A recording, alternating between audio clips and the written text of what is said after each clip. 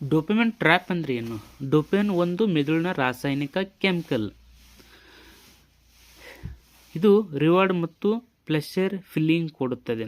ನೀವು ಯಾವಾಗಲಾದರೂ ಟ್ರೇಡ್ ಗೆದ್ದರೆ ಅಥವಾ ರಿಸ್ಕ್ ತೆಗೆದು ಪ್ರಾಫಿಟ್ ಬಂದಾಗ ಮೆದುಳಿಗೆ ಡೋಪಮಿನ್ ರಿಲೀಸ್ ಆಗುತ್ತೆ. ಆದ್ದರಿಂದ ಖುಷಿ, ಎಕ್ಸೈಟ್ಮೆಂಟ್ ಬರುತ್ತದೆ.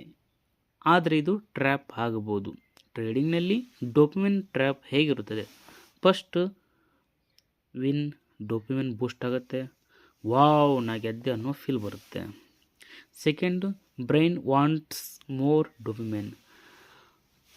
ನಮ್ಮ ಮೆದುಳು ಹೇಳುತ್ತೆ ಮತ್ತೆ ಮತ್ತೆ ಅದೇ ಫೀಲ್ ಬೇಕು, ಮತ್ತೆ ಟ್ರೇಡ್ ಮಾಡ್ತೀರಿ. ಮೂರನೇದು, ಇಂಪಲ್ಸಿವ್ ಟ್ರೇಡಿಂಗ್ ಸ್ಟಾರ್ಟ್ಸ್.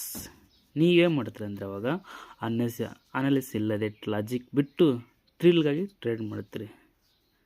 ಮತ್ತು ನಾಲ್ಕನೇದು ಏನಂದರೆ over trading losses. Over trading ಆಗಿ ಡೋಪಮಿನ್ ಕಡಿಮೆ ಆಗುತ್ತದೆ, ಲಾಸ್ ಜಾಸ್ತಿ ಆಗುತ್ತೆ. ಮತ್ತು ಅದು ಏನಾಗುತ್ತೆ ಅಂದರೆ ರಿವೆಂಜ್ ಟ್ರೇಡಿಂಗ್ ಮೋಡಲ್ಲಿ ಕರ್ಕೊಂಡು ಹೋಗುತ್ತೆ, ನಿಮಗೆ ಗೊತ್ತಾಗಲ್ಲ.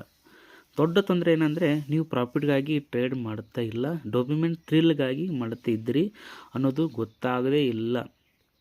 ನೀವು ಯಾಕೆ ತಪ್ಪು ಮಾಡ್ತೀರಿ ನಿಮಗೆ ಗೊತ್ತಲ್ಲ. ಯಾಕಂತಂದ್ರೆ ಅದು ಯಾಕೆ ತಪ್ಪು ಅಂದ್ರೆ ಅದು ಡೋಪಮಿನ್ ಹಿಟ್ ಆಗುತ್ತಲ್ಲ, ಅದಕ್ಕೋಸ್ಕರ ನಿಮಗೆ ಗೊತ್ತಾಗಲ್ಲ. ನಿಮ್ಮ ಮಜ್ಜೆ ಅನಿಸುತ್ತೆ, ಬಟ್ ನಿಮ್ಗೆ ಅದು ಅರ್ಥ ಮಾಡ್ಕೋ ಬೇಗ ಗೊತ್ತಾಗಲ್ಲ. ಯಾರೇ ನಿಮ್ಮ ಗೈಡ್ ಇದ್ರೆ ಅಂದರೆ ಒಳ್ಳೆಯದು, ಹೇಳ್ಕೊಡ್ತಾರೆ. ಸುಮ್ಮನೆ ನೀವು ಯಾಕೆ ತಪ್ಪು ಮಾಡ್ತೀರಿ ನಿಮಗೆ ಗೊತ್ತಾಗಲ್ಲ.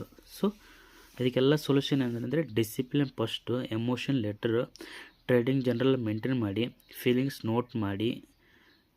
ಮತ್ತು ಟ್ರೇಡ್ ನಾನು ಯಾಕೆ ಮಾಡ್ತಾಯಿದ್ದೀನಿ? ಥ್ರಿಲ್ಗೋಸ್ಕರ ಮಾಡ್ತಾಯಿದ್ದೇನೆ, ನಾನು ಹೀಗೆ ಪ್ರಾಫಿಟ್ಗೋಸ್ಕರ ಮಾಡ್ತಾಯಿದ್ದೇನೆ, ಇದೆಲ್ಲ ತಿಳ್ಕೊಂಡು ಮಾಡಿ. ಇಲ್ಲಾಂದರೆ ಇದರಲ್ಲಿ ಸಕ್ಸಸ್ ತುಂಬ ಕಷ್ಟ. ಯಾಕಂದರೆ ಎಮೋಷನ್ ತುಂಬ ಹಾವಿ ಆಗ್ತದೆ ಇದರಲ್ಲಿ. Greed, fear. ನಿಮ್ಗೆ ಏನೇನು ತೊಂದರೆ ಇದೆ ಅಂತ ಕಮೆಂಟ್ ಮಾಡಿ, ಅದನ್ನು ನಾನು ನಿಮಗೆ ಹೇಳಿಕೊಡ್ತೀನಿ. ಇದೇ ಥರ ನಿಮ್ಗೆ ವಿಡಿಯೋ ಇಷ್ಟ ಆದರೆ ಲೈಕ್ ಮಾಡಿ, ಶೇರ್ ಮಾಡಿ, ಸಬ್ಸ್ಕ್ರೈಬ್ ಮಾಡೋದು ಮರಿಬೇಡಿ.